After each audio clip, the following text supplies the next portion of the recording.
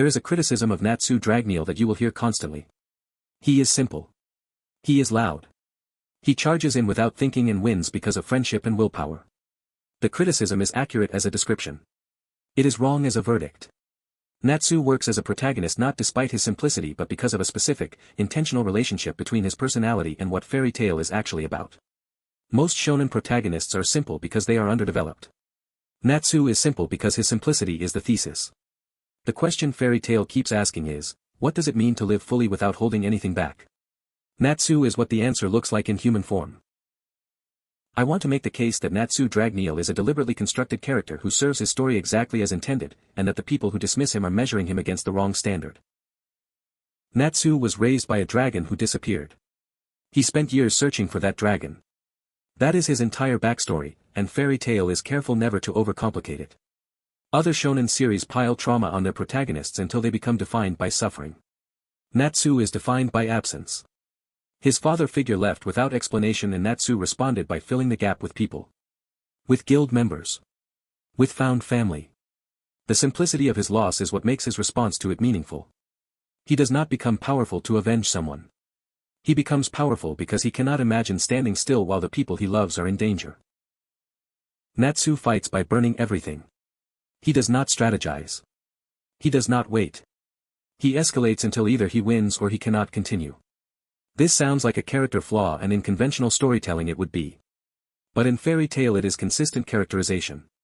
Natsu applies the same logic to friendship that he applies to combat, total commitment, no calculation, no holding anything in reserve.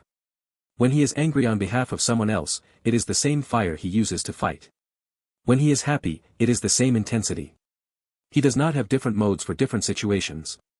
He is always fully himself. Most people are not. Most people modulate. Most people hold something back. Natsu does not know how to do that and the show asks us to consider whether that is a weakness or a kind of freedom. The team of Natsu, Gray, and Urza is one of the best constructed sibling dynamics in anime. Gray is controlled where Natsu is impulsive. Urza carries the weight of protecting others where Natsu pushes that weight forward into fighting. They are not just a balanced combat team. They are three different responses to pain and loss. Gray learned to suppress. Urza learned to fortify. Natsu learned to burn through. The show is arguing that all three are legitimate.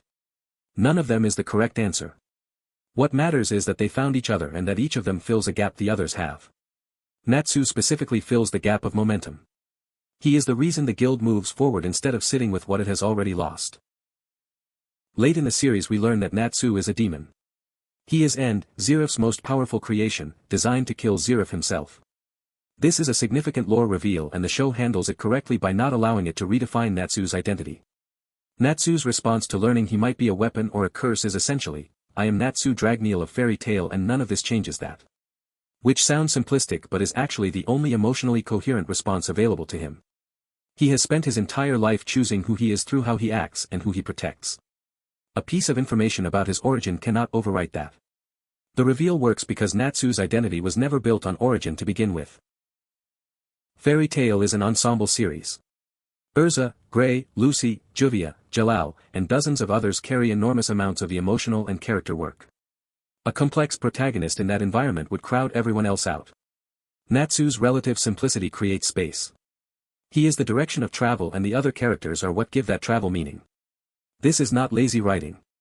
It is structural craft.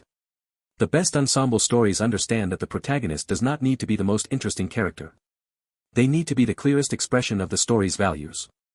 Natsu is the clearest expression of fairy tale's values, that you show up, you do not quit, and you do not let the people you love face things alone.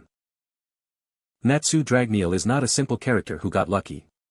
He is a simple character by design, serving a story that needed exactly what he provides.